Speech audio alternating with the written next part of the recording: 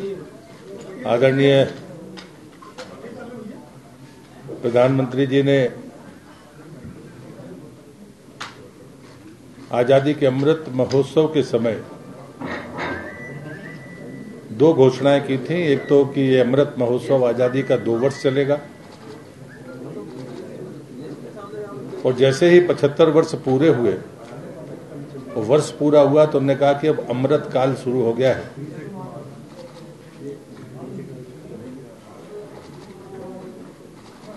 और अमृत काल में ये संकल्प देश लेता है,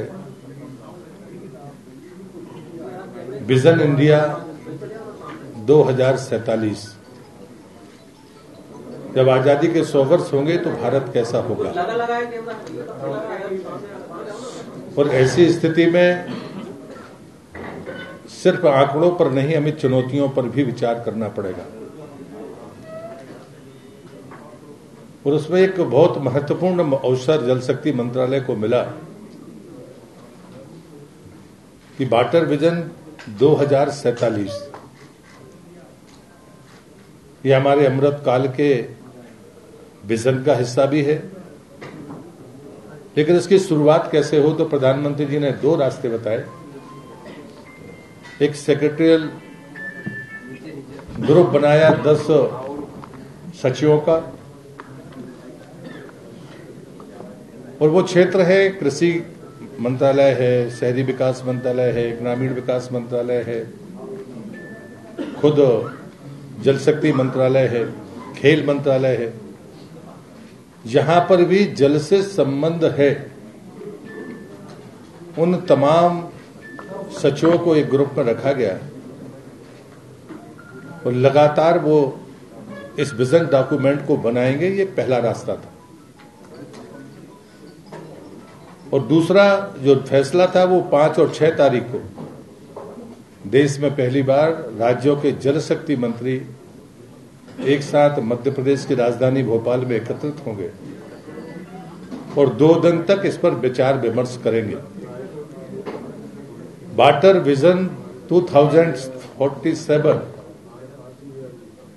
उस मंथन का ये सबसे बेहतरीन प्रयास है। सचिवों के स्तर पर जो चर्चाएं हुई हैं उन पर राज्य के मंत्रियों और सचिवों के साथ सघन संवाद की कोशिश इस 2 दिवसीय प्रयासों में शामिल है। जो राज्यों के मंत्री आएंगे वो अपने राज्यों की चुनौतियों को उसमें बताएंगे। और इसलिए मुझे लगता है कि ये प्रेस कॉन्फ्रेंस तो महत्वपूर्ण है ही। 5 और 6 तारीख को होने वाला ये संवाद वाटर विजन 2047 ये आने वाले 25 साल का एक रोड मैप होगा। 2-3 बातें मैं जरूर कहना चाहता हूं कि जब 2015 में स्वच्छता अभियान शुरू हुआ था देश में, जिसने दुनिया के अनुमानों से 11 साल पहले भारत को खुले में शौच से मुक्त करने का लक्ष्य प्राप्त किया, और वो गांधी जी की 150वीं जयंती थी।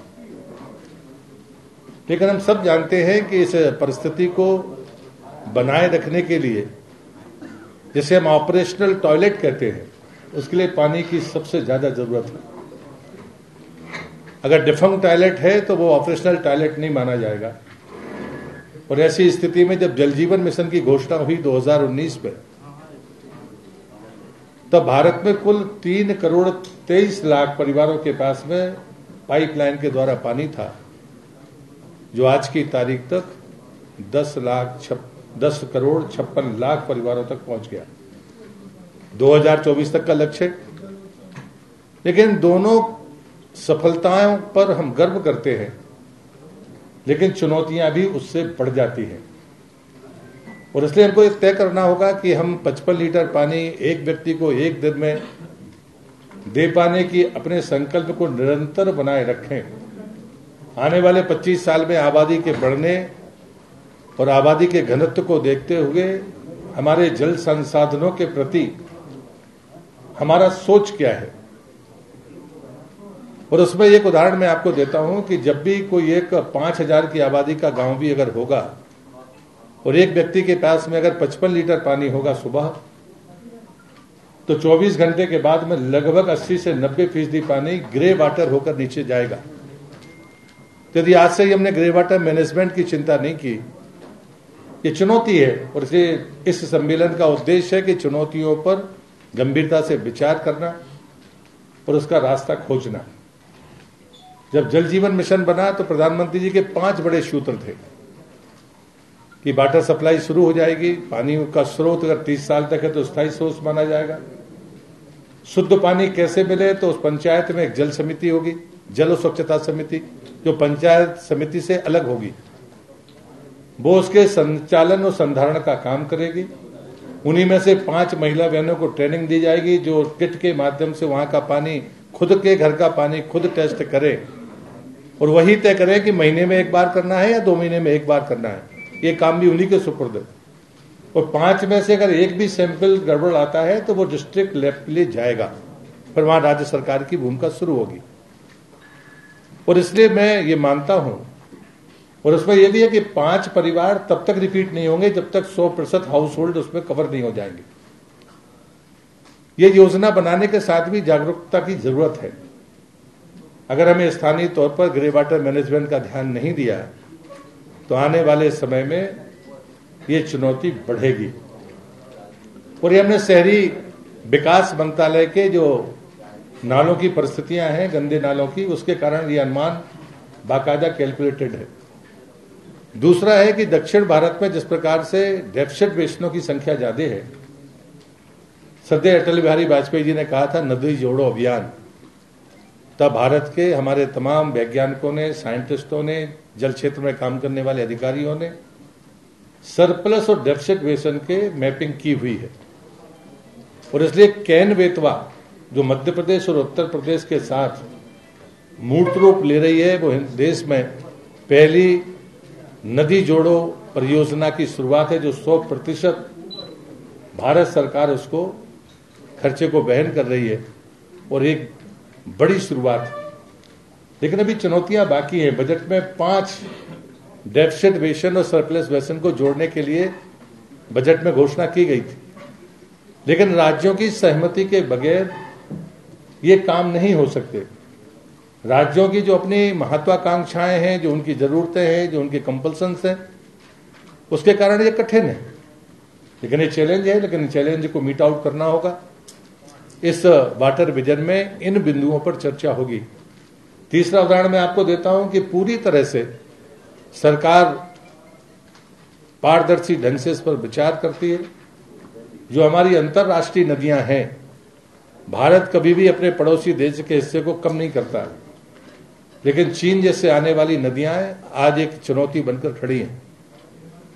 हमारे इंजीनियर्स ने, हमारे संसाधनों ने तेजी के साथ में काम किया है।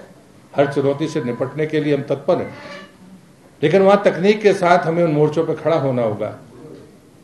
और हमारी जो परंपरागत जल प्रबंधन की हमारी योजनाएं हैं, उनके साथ हमें निचले स्तर पर काम करना होगा।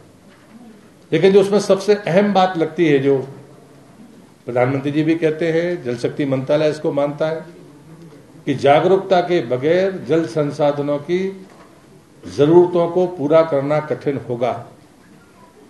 हम इजराइल का उदाहरण ले सकते हैं, हम कॉपी करना नहीं चाहते, लेकिन बुंदेलखंड जैसे जहां पर पानी का भीषण संकट था, मैं बुंदेलखंड से ही आता हूं, आपको उदाहरण दे रहा हूं दमोह का, जहां 17% ही पाइपलाइन के द्वारा पानी था, 1 महीने बाद यह आंकड़ा 72% हो जाएगा। और जो सोर्सेज हैं वो बांध हैं। दूसरी बात मैं कहता हूं कि कहीं ना कहीं पानी के खपत का कारण है हमारी क्रॉप, जो कैश क्रॉप्स है। मिलेट्स का जब तक फसलें थी तो उसमें कम पानी, बरसाती पानी से काम चलता था, लेकिन हमने अपने फसल के ट्रेंड को बदला है तो पानी की जरूरतें भी बदली है। और इसलिए मुझे लगता है कि ये ऐसे सफलताएं और चुनौतियां हैं। एक तरफ हमने खाद्यान्न में शीर्ष पर जाने की कोशिश की है, और दूसरी तरफ पानी की ज्यादा जरूरत की तरफ भी हम आगे बढ़ रहे हैं। ऐसे चुनौतियों पर भी समाधान के लिए ये वाटर विजन 2 दिवसीय है। संयोग से ये मध्य प्रदेश की राजधानी भोपाल में है। मैं 2 बातें और कहता हूं। जल शक्ति मंत्रालय ने आदरणीय प्रधानमंत्री जी से निवेदन किया है कि वो जल समिट का उद्घाटन के पूर्व वो अपना विजन उसके सामने रखें और उसकी शुरुआत हो सके। मध्य प्रदेश के मुख्यमंत्री इसके उद्घाटन के कार्यक्रम में शामिल होंगे। हमारे कैबिनेट मंत्री माननीय शेखावत जी, हमारे राज्य मंत्री और सभी राज्यों के मंत्रियों को इसमें आमंत्रित किया गया है। इस 2 दिवसीय कॉन्फ्रेंस में पहला सत्र उद्घाटन का होगा और 3 सत्र पूरी तरह से डिस्कशन के होंगे, जिसमें कैबिनेट मंत्री के साथ या मैं चेयर करूंगा एक आध सत्र, उसमें राज्यों के मंत्री को चेयरमैन की तरह होंगे।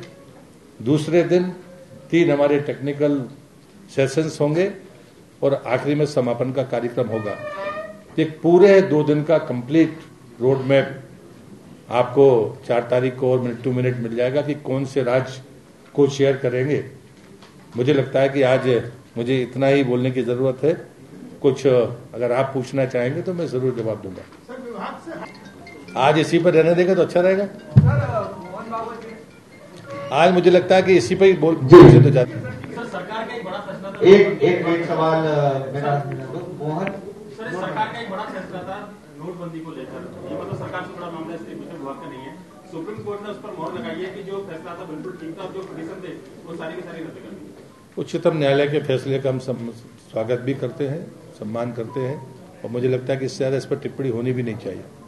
मोहन भागवत उज्जैन में कहा था कि मीट इंडस्ट्री में सबसे ज्यादा पानी इस्तेमाल होता है और बहुत वेस्ट होता है।